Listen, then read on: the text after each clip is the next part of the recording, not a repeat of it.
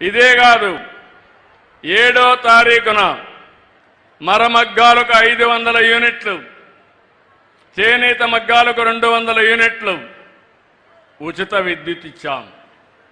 GST reimburse చేస్తున్నాం. నేతన్న భరోసా కింద ప్రతి నేతన్నకు 25,000 రూపాయలు తొందరలోనే ఇస్తామని చెప్పి కూడా నేను మీకు తెలియజేస్తున్నా. అదే రోజున నాయి బ్రాహ్మణులకి సెలూన్లకు 200 యూనిట్లు ఉచిత విద్యుత్తు. ఇది కాకుండా 40,000 సెలూన్లకి ఈ లబ్ధి వస్తుంది. నిన్ననే మా ఆడబిడ్డల ఉత్సాహం చూస్తున్నా.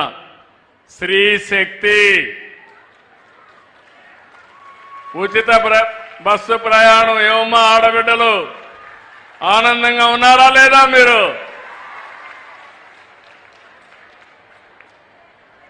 ఉచిత బస్సు అంటే ఎగతాళి చేశారు. ఈరోజు నేను ఒకటే ఆలోచించాను, డాక్రా సంఘాలు పెట్టింది నేనే, అవునా కాదా? మా ఆడబిడ్డలను పైకి తీసుకొస్తారని చెప్పింది మొట్టమొదటిసారిగా నేనే, అవునా కాదా?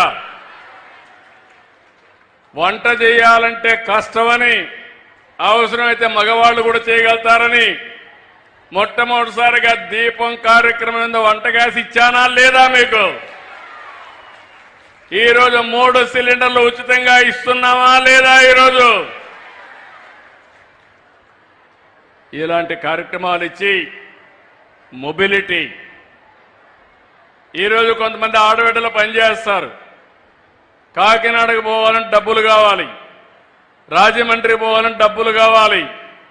ఇప్పుడు ఏమీ బాధ లేదు.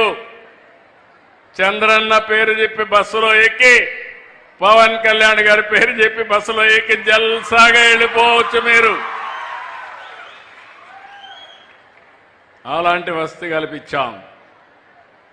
కావాలంటే అమ్మగారింటికి పోవాలన్నా, లేదంటే తల్లిని చూసి రావాలన్నా, లేదంటే బోరు కొడితే రోజు పోతే లేనిపోని సమస్యలు వస్తాయి.